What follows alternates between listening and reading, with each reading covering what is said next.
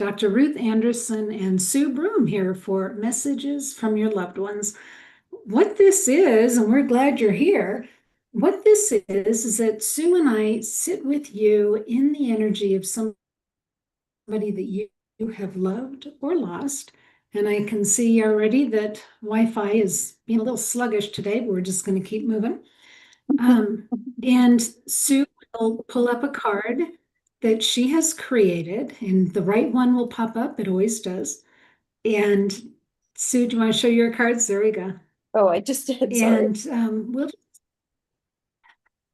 And we'll just feel into the energy of your loved one. So it's just a beautiful time that we spend together. So glad you're here.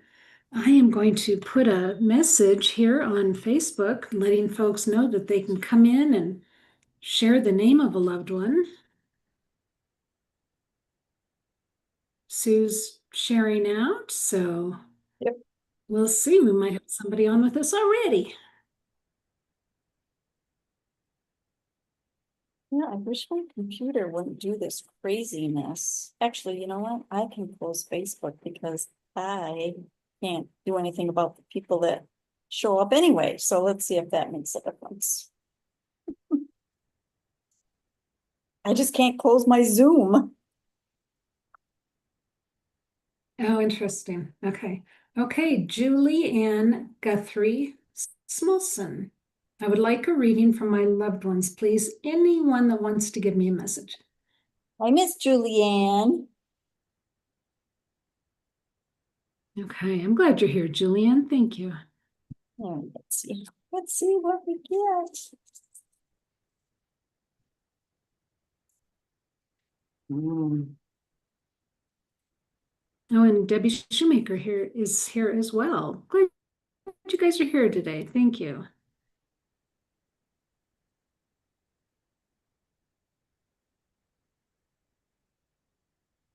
I thought it was coming, but it's not yet. I am hearing the words the gang's all here though, which I always find funny. Is it Julianne's gang? That's what I Yeah. want. Let's see. There are no words.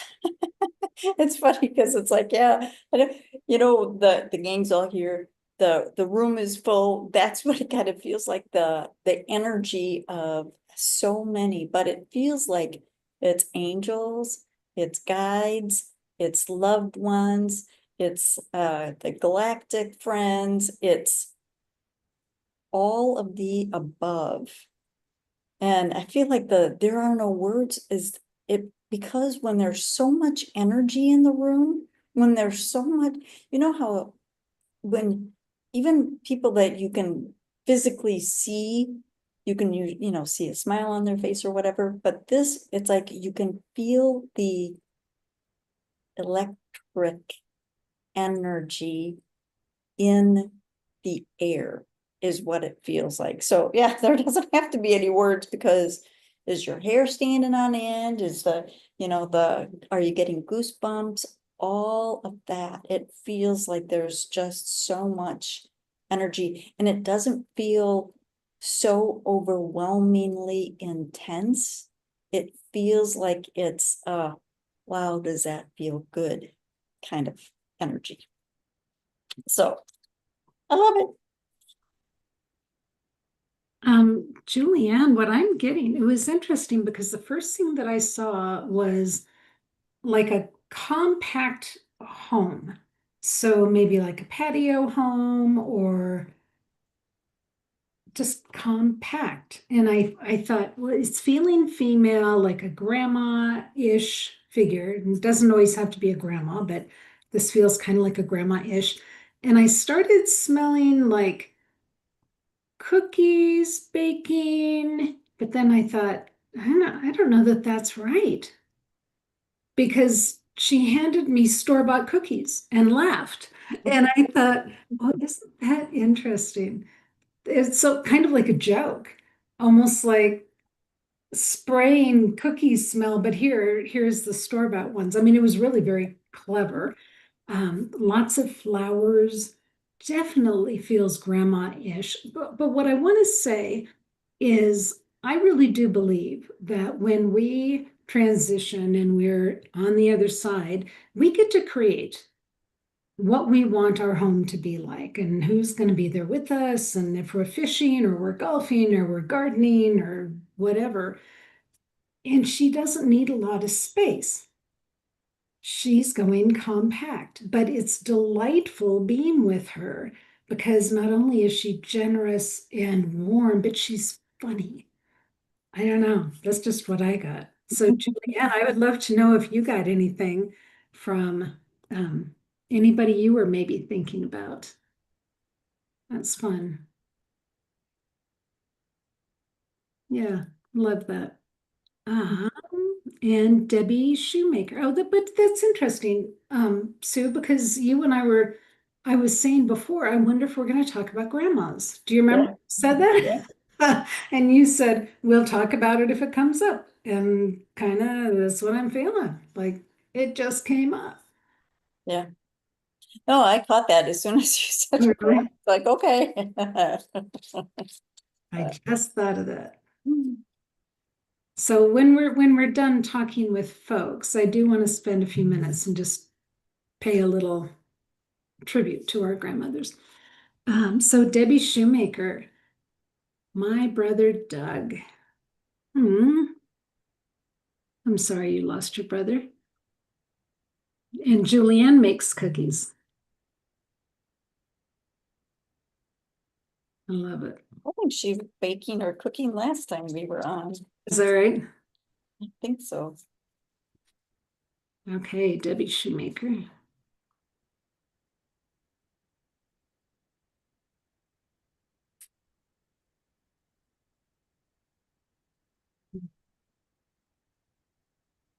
Hmm,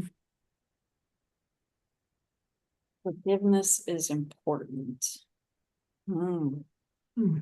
That feels like such a heavy topic, forgiveness, but it doesn't have to be. I always think of forgiveness as thank you for giving me.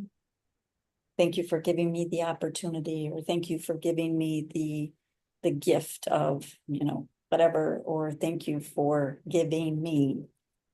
So it's not so much about it doesn't have to be heavy. It feels like actually the feather up here, it feels like there's such a lightness when forgiveness is brought into the mix.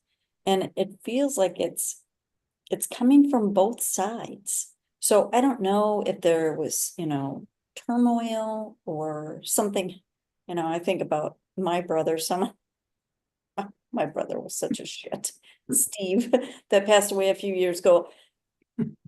And that is just so not the lightness, the feather lightness is definitely there. The heaviness is not. And I know so much of what he did was poking at me. So it feels like he is so much around you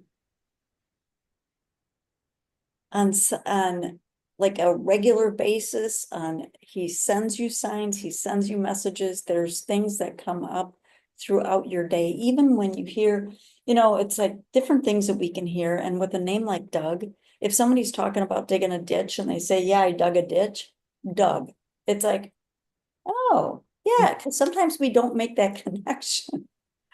But so I think there's signs and messages around you much more than you might realize or acknowledge. But he is. So, and there's absolutely a lightness to him, to his energy. Yeah, it's interesting because what I first was seeing was old-timey pictures of kids. And my brain went into, I wonder if he died young, so they didn't have a lot of later years together, or if they just weren't together that much. Well, what I was really seeing was that the impact of having Doug in your life happened when you were young. And it made me think of my own brothers, and their impact on me was absolutely when I was younger. And I had my brother over for Thanksgiving, I guess it was this year, and he referenced something from when we were little. And I thought my greatest impact on him was when we were little. So, yeah, the impact of our siblings, they happen when we're young and they can impact us for years and years to come. Not only how we view ourselves, but how we view other people and how we view the world.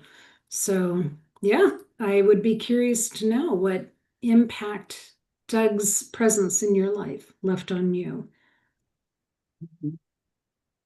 Yeah, interesting. Yeah. And I can see where the impact from when we're kids, because we're so impressionable.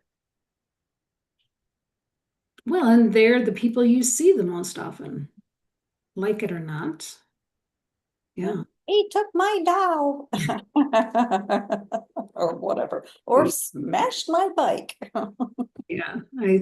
When I was really little, for some reason, my parents were taking friends to an open house, and I got to go, and I took my brother's elephant, and I lost Ellie.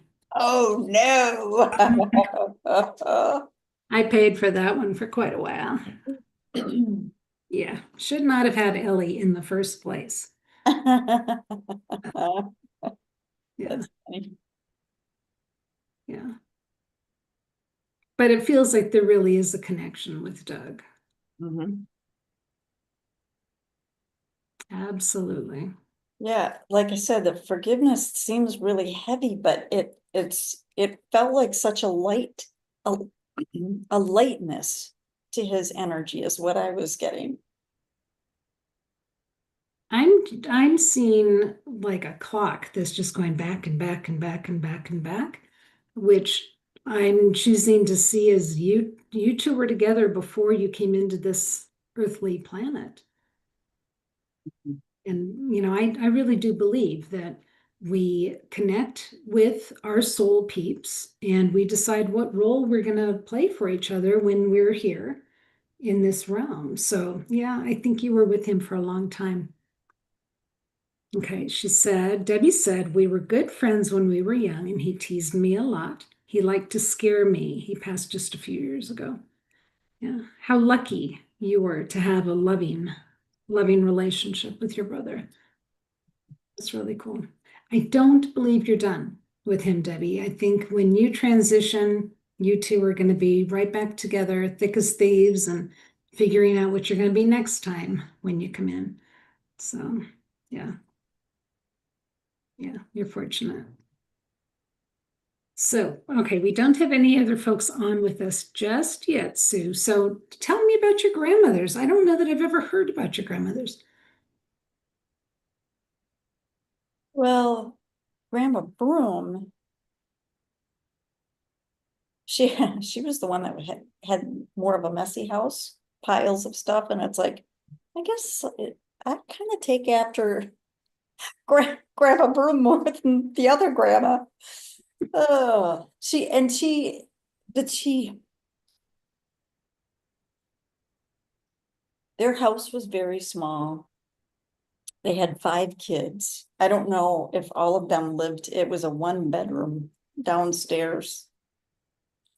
So I don't know how much their ages were different, but she was one of these that, she was always there. She was the welcome wagon lady of Sun Prairie where I grew up. Wow. And when Chris, my brother, he was 4, when he died, because he always used to ride his tricycle in the driveway. And so when she would drive by, she would always see him. And it must have been in the obituary, she wrote, driving by the house and not seeing Chris's bicycle out. Oh, look at, and you got the bicycle. We were talking about Oh, yeah. this was his tricycle. And she said, and I think that little tricycle gave out like a few days before he did. And even in the casket, um, they had a little miniature tricycle that he was holding in his hands. Oh, gee. Jeez. I, Yeah, I can't imagine the pain of a grandparent losing a little one. Wow. yeah. Grandma Broome. Yeah. And what about your mom's mom? So Grandma Lindy, she was, and my mom was an only child. So she was the one that, after my mom passed away, after my dad passed away, there wasn't quite the same connection that there was, and she lived in a different city, but we always did get together with her, like on holidays and things like that. And this is where I definitely take after Grandma Lindy is when she would have gatherings, she would have everything set up way ahead of time. And I would do that when I was having people over, I would have the table set up the night before. I was like, boom, boom, boom, boom, boom. I had things organized. Um, but yeah, she had fallen. And I don't know if she broke her hip or hurt her hip, but she was in a nursing home or extra care. And then she had a heart attack.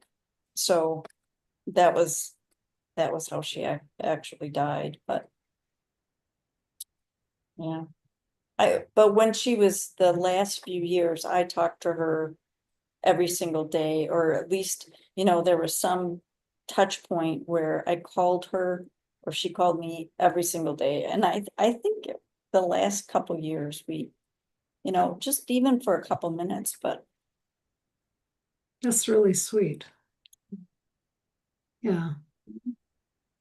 what about yours? My mom's mom. So we lived in Colorado and the grandparents lived elsewhere. So my dad's parents, my parents tried to get us there like every other year, and we would have to drive out from Colorado to Washington State. So four kids in a station wagon, not fun. Yes, yes, I know. And Of there wasn't air conditioning in the station wagons back then, so we'd, drive, course not. roll down the windows. Horrible, absolutely horrible. Um, so we got to see them. That grandma died on my 23rd birthday, and my mom didn't tell me until the day afterwards, which I get in her reasoning. It was, oh, I didn't want to ruin your birthday, but I don't see it as that. I was actually more distressed that she didn't tell me. Um, but I always think of my grandma on my birthday. I mean, it's just sort of that touch point for me, to think of Yeah, her. It it was was a gift, yep, from her to you. Yeah.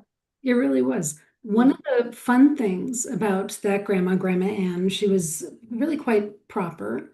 And we'd be sitting at the kitchen table and she would say, would anyone like the butter? Well, what that really meant was, please pass me the butter.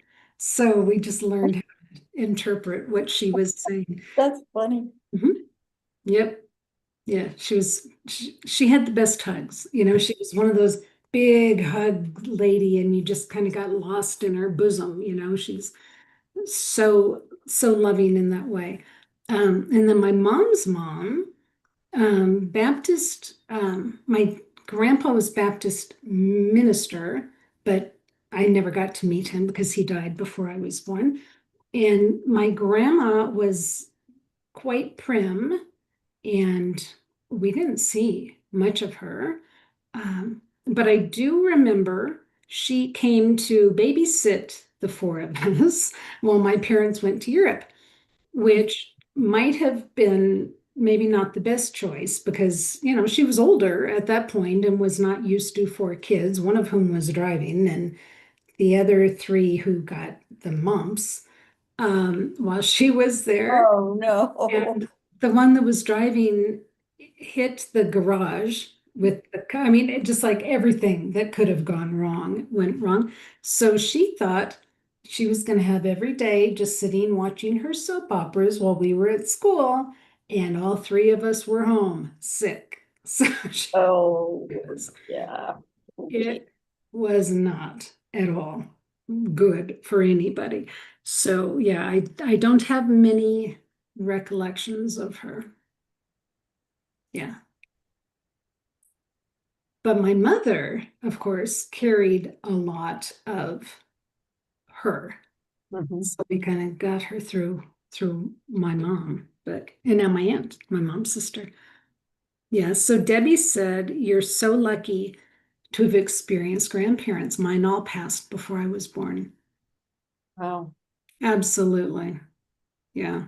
And Debbie, when I ended up adopting daughters, I purposefully chose to live in the same town as my parents and my husband's parents so we could have them spend quality time because we just didn't get that. So yeah, we were absolutely lucky on that front. Yeah, it's interesting because I have friends that, their parents, grandkids to the kids are close by, and they see them on a very regular basis, and they're very involved with their lives. And I don't know that we were that involved, more with my dad's mom because she was closer. Mm. Because sometimes, oh my gosh. So Grandma Broome was not a good driver. Okay. And being the welcome wagon lady, she always had stacks of newspapers in her car. So if we were ever in her car, either we were sitting on top of a stack of newspaper or beside. Well, so this was when I must have been 15 because I had just had driver's ed. And back then, remember they used to show those horrible movies? Horrible. Yeah. Okay. So grandma, for some reason, came and picked us up from school. I'm sitting in the back seat on top of a stack of newspapers, and it's like, Grandma, that was a stop sign you just ran through.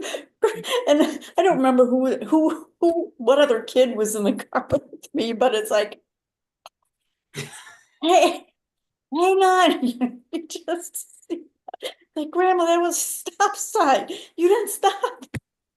And Um, she's just talking and driving. It's like, oh, yeah. so funny. So funny. When Sue Broom learned to pray, that was it. Right? Yeah. It It's like, oh man. was funny. The other Oh. thing I remember about my mom's mom, when we were with her, she was cutthroat at the game of Scrabble. Cutthroat. It didn't matter if you were 8 or 9 years old playing against her. She was, perusing the dictionary. She was pulling out her, That's three times the word score with cues. And it was just like, bad. so funny. Yeah, we didn't play Scrabble, but Grandma Lindy, my mom's mom, liked to play euchre I don't even know what that is. cards. It's cards, you get so many cards, and there's a suit that's whatever, and I don't remember. I never liked to play it, but she'd always want to play it. And I just did not like it. That's so funny. But she was in different card games and whatever, and it was what they did. Yes. Yeah, it's what they did. Yeah, that's interesting. Okay, well, odes to grandmas. That's lovely. So, Right. Sue, you had mentioned there was something you wanted to talk about today. Yeah, and I guess I don't know if we've talked about this before or not, but when someone passes, there's all of the emotions that go with that. But what I think sometimes we don't take into consideration is when someone has an accident or an illness and they are still living, there's a lot of emotions that are similar to someone's loss, because the loss of the way your life was is very different now. Right. So whether it's grief, whether it's guilt, because maybe you feel guilty that they're sick and you're not, or they had an accident and you didn't, or frustration, anger, acceptance, it's like just all of these things just going through that you're going through, because it's not only that they're going through what they're going through. Maybe you're their main support that are now going through all of these extra emotions, as well as maybe there's a lot of extra things that are on your plate right now as well. Yeah. Doesn't it seem like everything's moving along smoothly, like what do they call it? Cogs and wheels, or wheels are connecting together, whatever, and all of a sudden there's like a hook, a stick in the wheels, and it's like, and everything kind of stops. And time for the person who's injured or in the accident or whatever completely stops. I mean, their lives are upended. Our lives as the caretakers and the cares are upended. And it's just so frustrating and irritating. It can take years, or you never get back to where you were. Yeah, that's so annoying. Having lived it, it's absolutely annoying, but it's such a part of life that it's like, oh yeah, well, when I made that vow to you to support you in, sickness, and well, here we are, or, caring for a loved one or whatever. But yeah, you're right. Or somebody's got dementia, and the Oh, people yeah, then yeah. grieving the loss of the person, even though the body is still there. Mhm. Yeah. And I think that there's, I guess it just seems like lately I'm seeing more of that with both illness and accident, and, some combination of that, um, that is going on. And it's like, just your life isn't what it was last week. And maybe there's things that were on your plate that were in your future that are not in your future now, because they're the person you were going to do it with, or the family that you were is not there, even though they're still physically here. Right.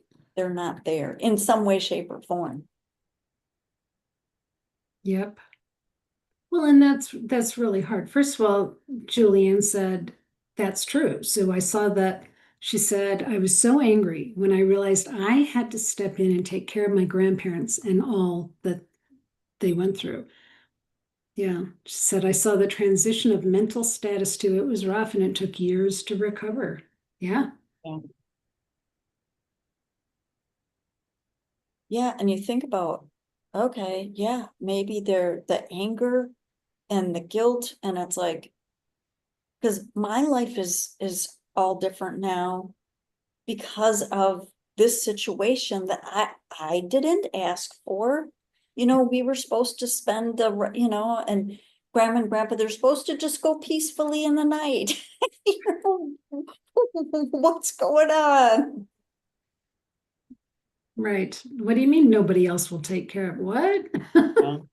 Yeah. What do you mean I'm the only one? Oh, you're the only girl. You're the winner. Not in America. Yeah. Yeah.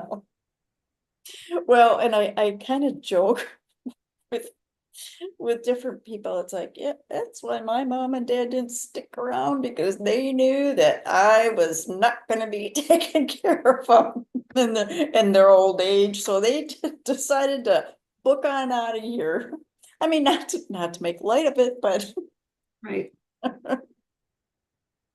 Well, who knows? right. Who knows? Yeah, Julianne said it was compounded by the other dynamics of family members also. Absolutely. Yeah. Yeah, when I'll tell you, when someone is going through whatever it is, when they are not who they were yesterday, everybody has an opinion. Right. Even if they're not the ones trying to take care of them, they've got opinions on how you should be doing that. Gets pretty complicated, doesn't it? Yeah, and I understand it's one of the reasons we're here. We're learning this stuff. And the acceptance, getting to an acceptance level of, okay, you know what? This is how my life is right now. It's like, all right, I'll go with that. But that's not always the first thought, the first emotion that is going through your head. No, no, not at all. I remember my mom got, as you know, Sue, my mom got sick with COVID during COVID, and she was living in a home memory memory care. That's great. Nothing to see here, folks. Those are the words I can't remember at the moment. Um, at a memory care facility, and I thought, what if they kick her out? Then what do we do? And my brain was going to, I wonder if I need to move her into an apartment and I move in with her and my husband just stays home and takes care of the kids. And but it was one of those, oh, life could be completely upside down starting from this moment. Yeah. Yeah. And speaking of that, well, what do people do if they're in some facility and then they can't be for whatever reason? Yeah. Right. What do you do? Yeah. So there's that adds a whole other level of stress to who the family, the caretaker, whatever. It's like, no, yeah. Yeah. One of our friends is divorced from her husband, but her husband has dementia, like bad dementia. They can't afford to put him in a nursing home. She's taking care of him. And it's like, this is my ex-husband. And I'm taking care of, isn't it interesting the things that we end up getting into, but the impact on us? Yeah. Right. Yeah, because there you thought, okay, I divorced him. I'm done. Yeah. It's like, oh, guess not. Yep. Yeah, you just so many twists and turns of this life. Well, and some of it, we put those roles on ourselves. I remember I came back to Colorado when I was 30 with the intention of being with my parents as they aged. And I was with both of them as they passed, my mom outside the window, but with them as they passed. But it's like, wow, okay, I am the one out of four that made that a life goal. What was that about? Was that some before I came into this world vow I made I mean, I don't know what that was. Well, I would say that it was, but it was also on their part for them choosing not to be there, you Yeah. know? And maybe it was also on your mom's part saying, you're the one I want there. I don't want them there. It could be so many things. Yeah. Yeah. Yeah. So, No, oh, yeah, go ahead. go ahead. What were you gonna say? I was just gonna say with my dad, I was in the hospital when he died, but I had gone out into the the waiting room or whatever, and I was laying on the floor because my back was hurting so bad the moment he passed. So I was there, but not with him when he passed away. Well, and did he wait for you to walk out the door to Exact, make his exit? exactly. Yeah. Yeah, strange, huh? Mhm. Yeah. Do you believe that people can choose when they're going to go? Yes, on a subconscious level. I, I mean, and I think we talked about this before too. It's either Abraham or Cryon. I know every time I say this, I'm like, that says every death is a suicide. That's Abraham. So, but what that's saying is, yeah, we have it lined up. We might not consciously be aware of it, but on some level we do.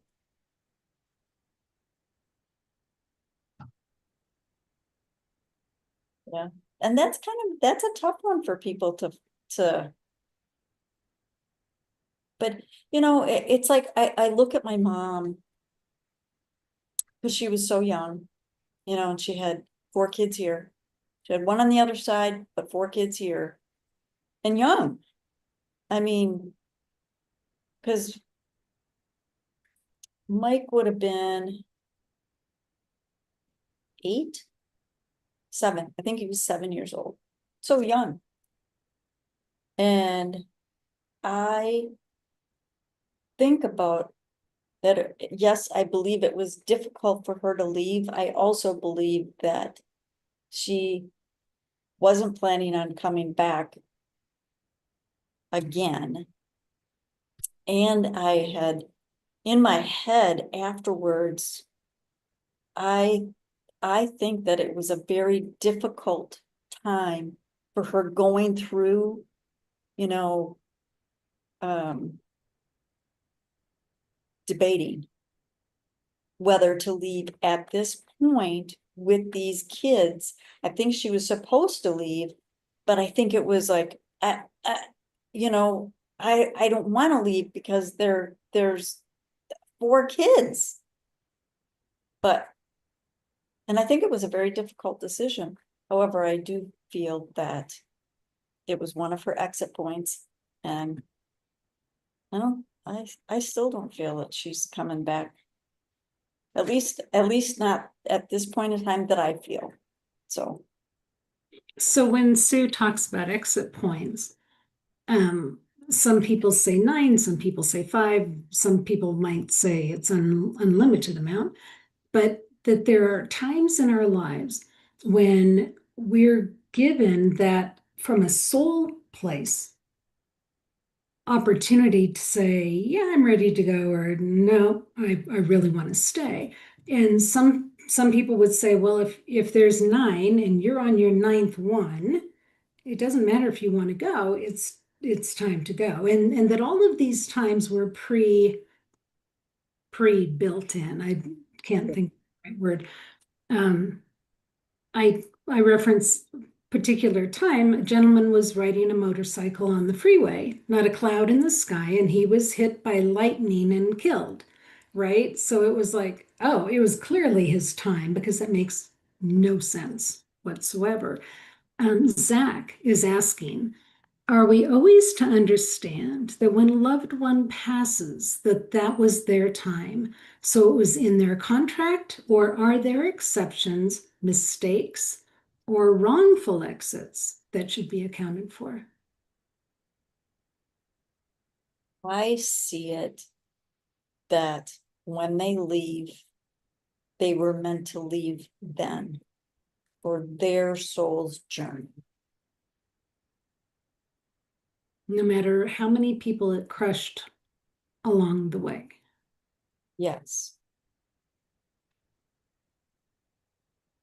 And that's not easy.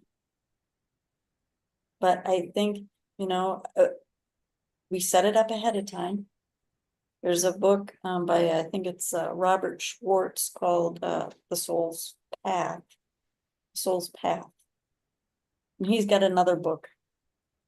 I can't remember what the second book is, but basically he talked to different groups of people, different things that they had going on in their life, you know, whether it was an addiction, whether it was abuse, whether it was you know, different things, but he basically talked to them and psychics and mediums, and the sum of the book is, yep, we're a bunch of souls sitting around having coffee, deciding, well, what are we gonna do this next time? You come back and do this, and I want you to do this, and I know it's because you love me so much, and I love you so much, I will do, you know, whatever, here's my list of things I want to learn. Well, So, I've also heard, you know, you think about miscarriages and think how incredibly unfair. And what my teacher explained to me at that time is that some souls just want to come back in for that in utero experience, but they have zero intention of going through a lifetime. And yeah, so they would have contracted with a mother who, for some reason, was going to be learning from loss or whatever. But yeah, so it is so interesting, I think. it Yeah. is. Well, and you think about, there's a book, I wish I remember the name of this book. A baby was born and something was wrong with it. And I believe it only lived under 3 months. I mean, it was a very, very short amount of time. It might have even been 3 weeks. But this book is about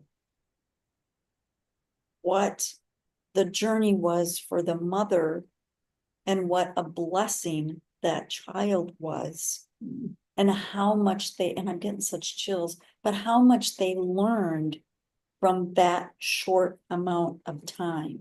So how can you say that, wow, that they didn't have that set up ahead of time? Because so much came out of it, so much love, even though there was, yes, there was absolutely loss, but so much love and so much growth. Yeah. Yeah.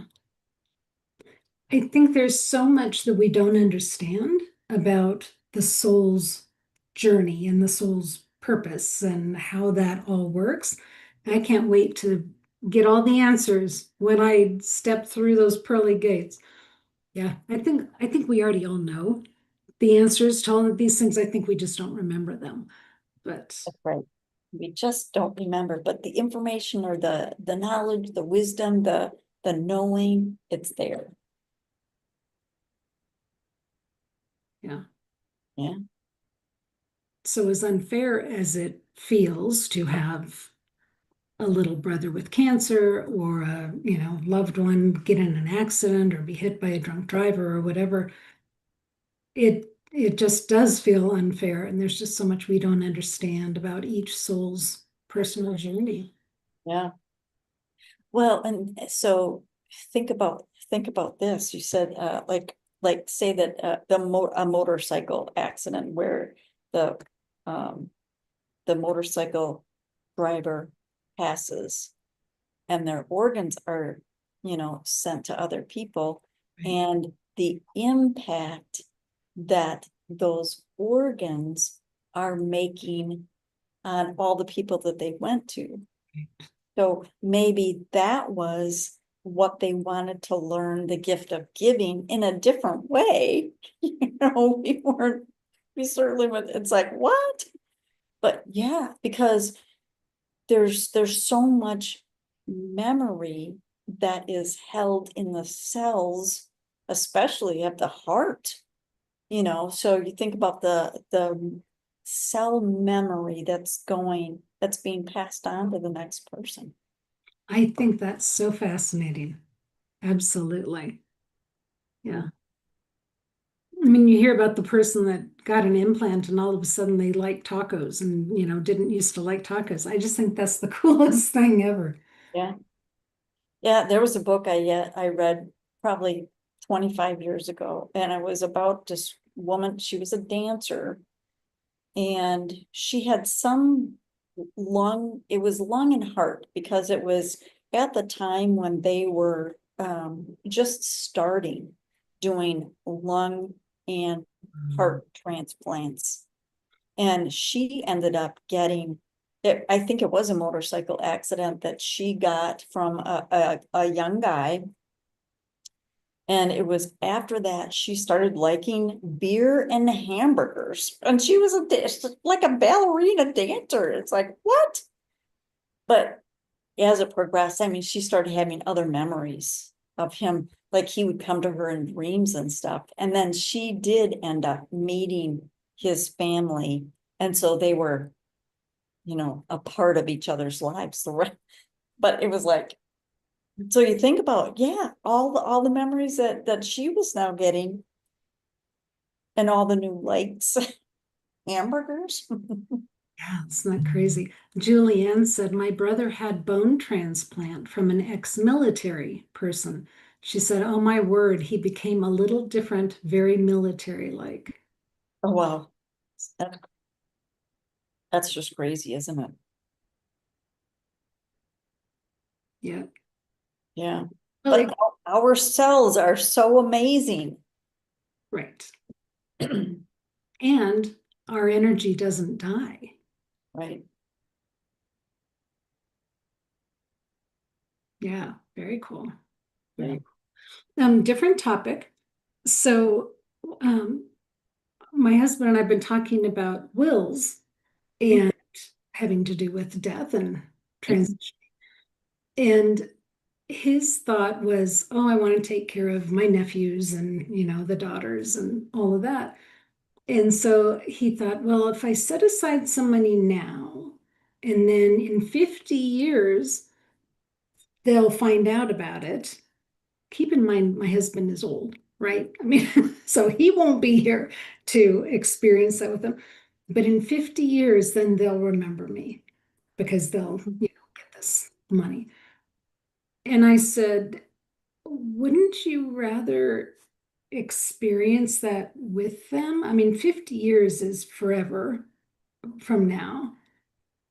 And wouldn't you really rather have that opportunity together with them now while you're still alive? So we've just been talking about, okay, is there something you were gonna put in your will that instead of pushing it that far forward, you could actually do something with that person now to show them how much you appreciate them now while you're alive and able to do that? So it was just an interesting conversation to come up. It is. And 50 years, that is a long time. Long time. And I hear of people, they set up a trust or something where the kid can't access it till sometimes it's 21, 25, 30 sometimes. But yeah, 50 years. Yeah. Take them on a trip that they'll remember now. I don't know how old they are, but take them on a trip that they'll remember for the rest of their lives. Yeah. They're teenagers now. So, yeah. Yeah, teenagers can be kind of, I know what I was like anyway, when I was a teen. Yeah.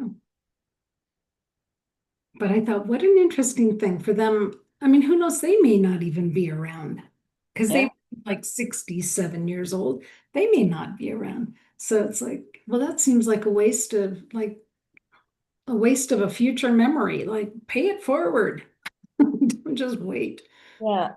Was there a reason that he picked 50 years? I don't know. You know what was a catalyst for it?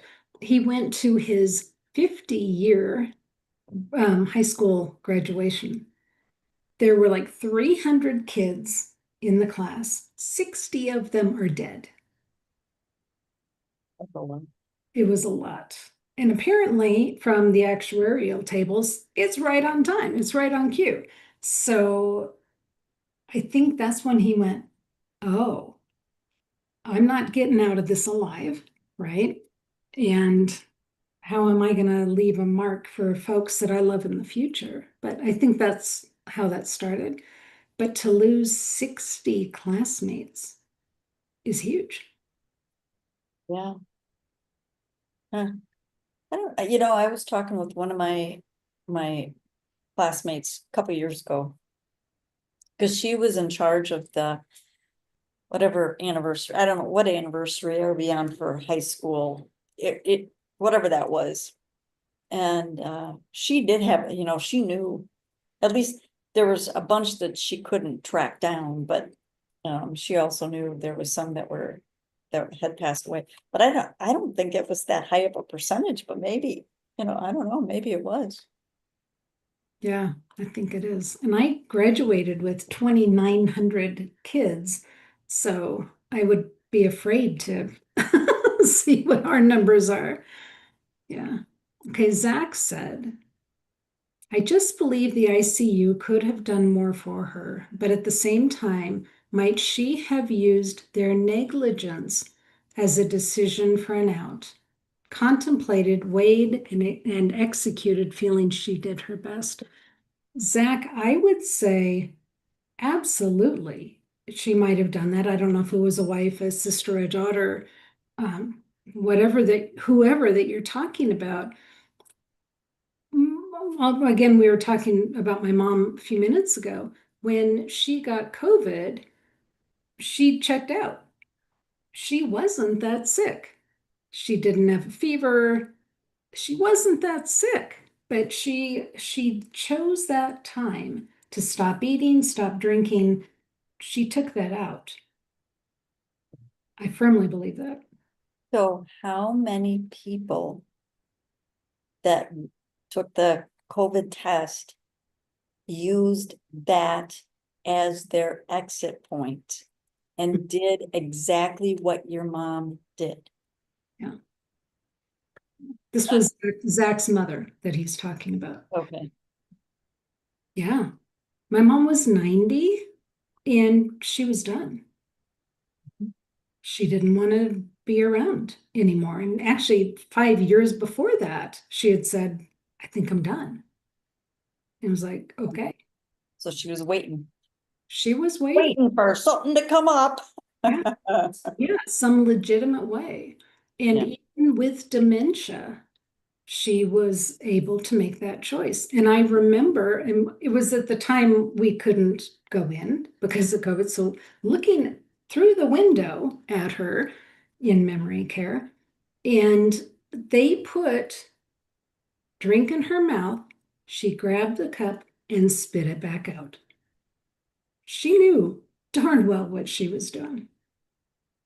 Well, and look at Alzheimer's, dementia, look at it from the perspective that, okay, I'm checking out of this world, but this world, there's a whole lot of other stuff that's going on that they're working things out and they know exactly what they're working out. We just do not see it that way. Right. We think it's like, oh, they're not remembering. It's like, oh, there's a whole lot of other stuff going on inside that we are not aware of. Absolutely. Mhm. And I do think that especially, maybe comas too, but things where they do seem like they're checked out of this world. I think it's because they're working things through that they feel like they got to work through before they say, hey, I'm out of here. I'm okay. Now's the moment that I'm heading on home. Right. Or Mhm. sometimes they come out of the coma. So Right? it's like, oh, I guess I don't have to leave. I can stay. Yeah. Hmm. A lot we don't understand. There sure is. Yeah. But Zach, I would say to you, because you don't know if she chose that time to help herself out, if you can let go of whatever you're holding on to about the ICU. It's if it's weighing on you, let it go. Yeah. Julianne said, my grandmother had to get right with her maker, so she thought, before she would leave. I love that you said, so she thought, because I don't believe we can ever be wrong with our maker. I think the relationship is always there, whether we believe that it is or not. Yeah, all the stuff it's always on us. You know, we're working out, this happened, I did this to this person, or I didn't see this person, or I wanted to say this, or, you know, it's always on us. Yeah. It's all about us. Well, so, Mhm. so much can happen during those last days that we're not aware of. Yeah. My father during his last 24 hours healed more relationships. Yeah, Had he died 2 weeks earlier, that wouldn't have happened. Yeah, so you just take what you get and be grateful, I think. right. It happened the way it was supposed to, and that is not an easy thing to hear either. It's like, okay. Right. Right. Well, thank you everybody for being here. Julianne and Zach and who else was with us? Debbie, Happy, she, yeah. yeah, it's been a pleasure today. We do this once a month. It's always the second Monday of the month.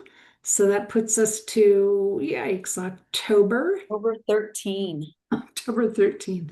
Same time, same place. So we look forward to seeing you all then. Thank you for being here. And Sue Broome, thank you so much for being here. Thank you. This is always enjoyable. Yes. All right, friends, take good care. God bless.